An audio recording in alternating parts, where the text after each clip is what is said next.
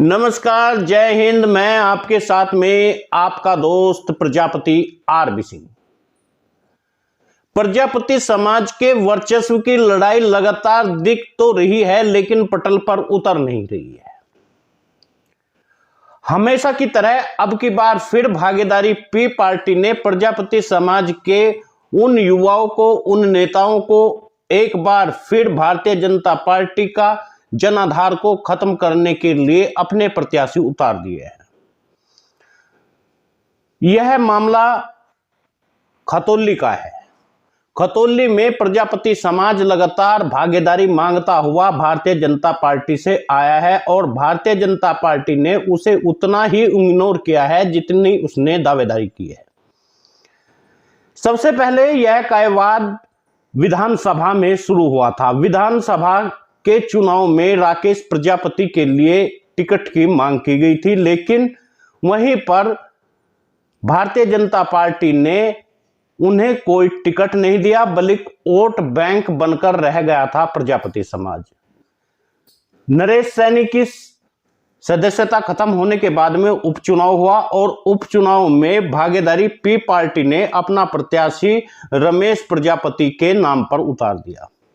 रमेश प्रजापति ने 3000 वोट काट करके भारतीय जनता पार्टी के प्रत्याशी को धूल चटा दी। तभी से भारतीय जनता पार्टी के खिलाफ भागीदारी पी पार्टी का हौसला भी बुलंद है। आपको बता दें, अब की बार निकाय चुनाव में भागीदारी पी पार्टी अकेले दम पर चुनाव लड़ रही है। अब देखना यह होगा भागीदारी पी पार्टी कितना वोट ले पाती है खतौली से। खतौली में अब की बार सविता के नाम से कैंडिडेट है, यानी प्रत्याशी जो बनाया गया है वह सविता को बनाया गया है। उसके साथ साथ में 3 पार्षद या यूं कहिए सभासद प्रत्याशी भी बनाए गए हैं। लेकिन क्या प्रजापति समाज भागीदारी पी पार्टी को अपना वोट दे पाएगा? क्या ओबीसी समाज, प्रजापति समाज इकट्ठा होकर के भारतीय जनता पार्टी का एक बार फिर से हाजमा खराब कर देगा क्या? यह एक बड़ा कायवाद चल रहा है, लेकिन जरूरी यह है इन समाज के लोगों को एक झंडे के नीचे आना ही होगा। जिस जाति का, जिस धर्म का और जिस देश का झंडा नहीं होता वह गुलाम समझा जाता है। आज तक यही होता हुआ आया है।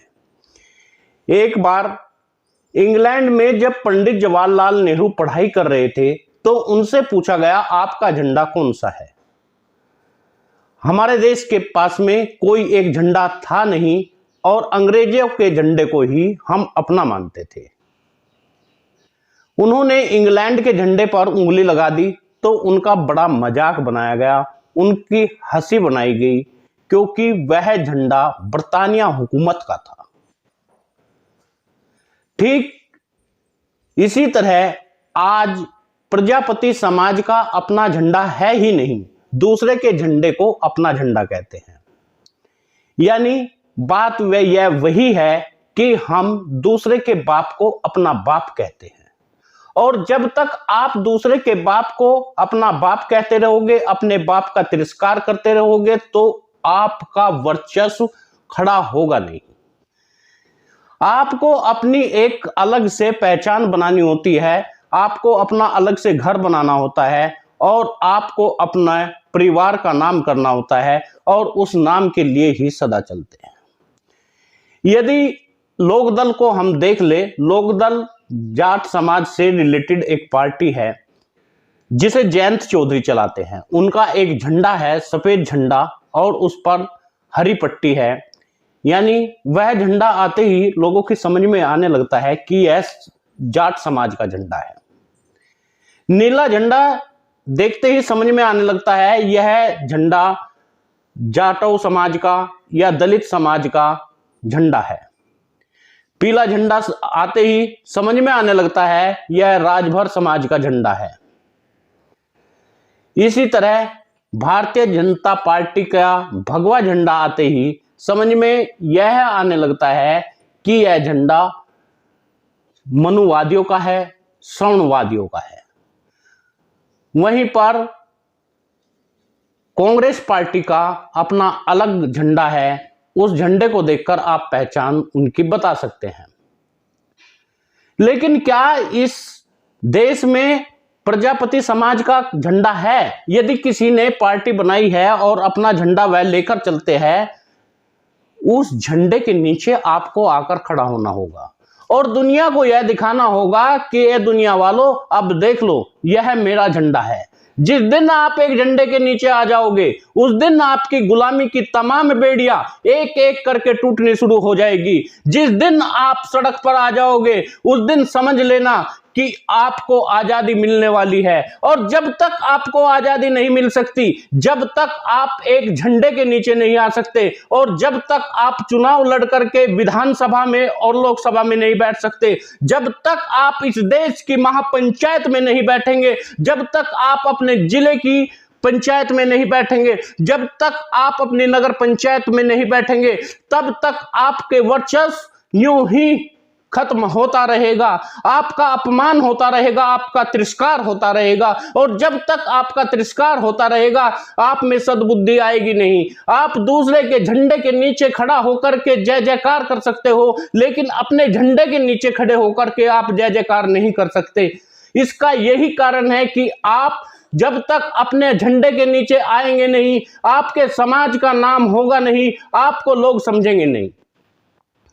जब आप इकट्ठा होकर के एक साथ खड़े हो जाओगे, हो सकता है आप जीतने का काम न करो, लेकिन दूसरे को हराने का काम कर दोगे। जिस दिन तुम दूसरे को हराना शुरू कर दोगे, उस दिन समझ लेना आपकी गुलामी की बेड़ियां टूट जाएंगी।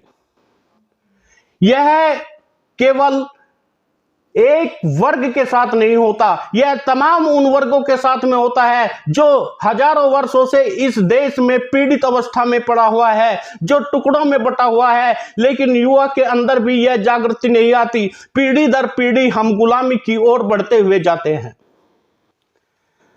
मामला केवल उत्तर प्रदेश में ही इनकाउंटर का नहीं होता है, मामला केवल अल्पसंख्यकों के साथ में ही इनकाउंटर का नहीं होता है, मामला इनकाउंटर का प्रजापति समाज के साथ में भी होता है। गुजरात में अपना वर्चस्व हासिल करने के लिए सबसे पहले भारतीय जनता पार्टी ने तुलसीराम प्रजापति का इनकाउंटर किया था। आज हमें सोचना होगा इनकाउंटर के मायने क्या होता है। यदि किसी जात धर्म का इनकाउंटर होता है तो उसे डराने का एक पहल होती है, एक शुरुआत होती है, और उस पहल और उस शुरुआत को हम आज एक बड़ी फेस्ट को समझने की कोशिश करेंगे। तुलसीराम प्रजापति की इनकाउंटर गुजरात में हुआ और उसके बाद में उसके तमाम गवाहों को इनकाउंटर किया गया, और वही इनकाउंटर उसके बाद किया गया राजस्थान में, और वही इनकाउंटर उसके बाद उत्तर प्रदेश में विजय प्रजापति का किया गया। ऐसा नहीं है विजय प्रजापति अकेले थे जिनका इनकाउंटर किया गया। उससे पहले योगी के जो प्रथम चरण की सरकार थी, उसमें गाजियाबाद से एक सब्जी बेचने वाले युवक का इनकाउंटर करके उसे बदमाश दर्शाया गया, जिसकी मां आज भी लगातार इंसाफ की गुहार लगाती हुई आ रही है।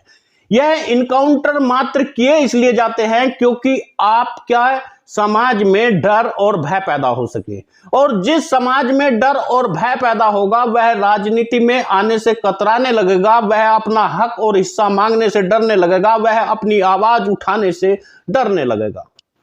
यही कारण है उनके घरों पर या तो बुलडोजर ला करके चला दिया जाता है, या फिर उनके इंसाफ का गला घोटने के लिए कुछ युवकों का इनकाउंटर कर दिया जाता है। सदा यही होता हुआ आया है, जब भी किसी राजा को राज करना होता है तो वह सबसे पहले वहां के आवाम पर इस तरह का कारनामा कर देते हैं कि उनके अंदर भय पैदा हो जाता है, और भय पैदा होने से वह प्रजा, वह आवाम उनके साथ आ जाता है। आज जहां समाज को एक झंडे के नीचे आने की जरूरत है, आज वह समाज लगातार गर्त में जा रहा है और दूसरे के झंडे को अपना झंडा मान करके उसे लेकर के लगातार आगे बढ़ता हुआ जा रहा है और अपने समाज के लोगों को पीछे छोड़ता हुआ जा रहा है। आखिर कब तक समाज की यह दास्ता की बेड़ियां इसी तरह से समाज को जकड़े रहेंगी? कब तक समाज के लोग इन बेड़ियों में जकड़े रहेंगे? किस दिन होगा जिस दिन इस समाज को आजादी मिलेगी और यह समाज अपने आप को समझने लगेगा? अब जरूरत है, यदि आपको चुनाव में कोई भी पार्टी टिकट देती है, आप उसके साथ खड़े हो जाइए और खड़े होकर के अपने हक और हिस्से को मांगिए। और अपनी संख्या दिखाने का इससे अच्छा तरीका और कुछ हो नहीं सकता। जब तक आप अपनी संख्या दिखाएंगे नहीं, तब तक सरकार आपकी बात मानेगी नहीं, और जब तक आप हराने का काम नहीं करेंगे, विपक्ष में आने का काम नहीं करेंगे, तब तक आपकी कोई सुनने वाला नहीं है।